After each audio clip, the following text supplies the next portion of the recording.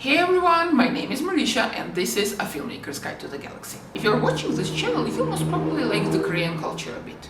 Okay, a lot. It all started pretty innocently. You heard a song or you watched a drama, then you watched the music video to the song, then you checked other dramas by the same actors, then you checked them out online. And now you have a full-blown obsession on your hand, and your vocabulary is full of words like bias and selka and oppa. The good news is you're enjoying it. One interesting thing I noticed among the Korean culture fans is that the majority of them try to learn the language, at least on the beginner level. The same happened to me all those years back when I watched my first K-drama and realized it was love from the first sight. My K-journey actually started with the language.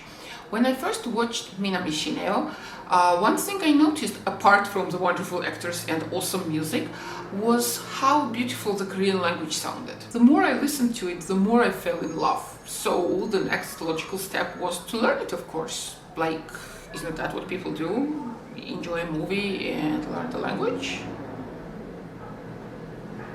During my study process, I noticed several things that people who learn the Korean language do that significantly slow down the process and prevent you from speaking fluently. There is no shame in making those mistakes. We're all human, and for many of you, it's probably the first foreign language you learn that is not as widespread as, let's say, English or Spanish. I'm guilty of some of these mistakes. I've seen my friends make others. The good news here is that it's never too late to improve them. Having said that, let's take a look at 5 common mistakes people make while learning the Korean language. Korean is one of the very few languages in the world that has its own unique alphabet, Hangul, that is not used by any other language. Koreans are very proud of this fact, and they even have a national holiday, Hangul-Nal, to celebrate their writing system. Some people think they can very well do without learning Hangul. Well, yes, you can use transliteration, that is, writing Korean words with English letters. But the thing is that transliteration will never completely correctly express the native sounds, so learning Hangul is very important. Also, it took King Sejong quite a lot of effort to develop the alphabet and later for the Korean people to actually implement it in their everyday life. So learning Hangul would be a nice gesture of respect. I'll be honest with you, it is possible to learn a language through watching TV. The problem is, first of all, it will take you ages, and secondly, there is still no guarantee you will be fluent, because instead of learning the grammar and vocabulary, you are just memorizing phrases in context, which means that if you ever find yourself in a situation that you haven't seen in a drama, you will struggle as to what to say. Wait, you just said that we cannot learn the language through watching dramas. No, I said that you cannot learn the language only through watching dramas. Dramas and movies can be a great source of additional vocabulary, and you can also understand how the grammar you have learned works in real-life conversations. Your textbook is your primary source. You can study it by yourself or with a teacher, but otherwise, dramas, movies, reality shows are your best friend. I get it. Life is busy. There is always one thing or another to do. The fact with language learning, actually any language, not just Korean, is that it has to be done consistently, preferably every day.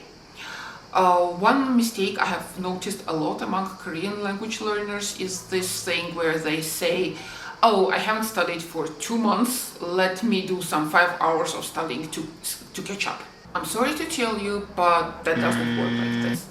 If you don't have 2 to 3 hours to study each day, I can absolutely understand that. But in this case, try to find at least 30 minutes for a quick practice. Trust me, it will be much more effective than trying to cram your head full of 5 hours worth of grammar and vocabulary. This is the one I'm also guilty of.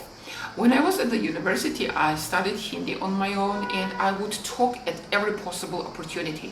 Friends of friends, random people, no one was safe.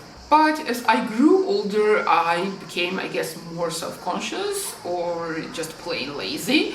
And every time I would talk to a Korean person and I knew that they speak English or any other language that I know, I would switch to that language after a couple of sentences. Of course, it's easier to speak the language that you already know, and it can also save you some embarrassment if you make a mistake.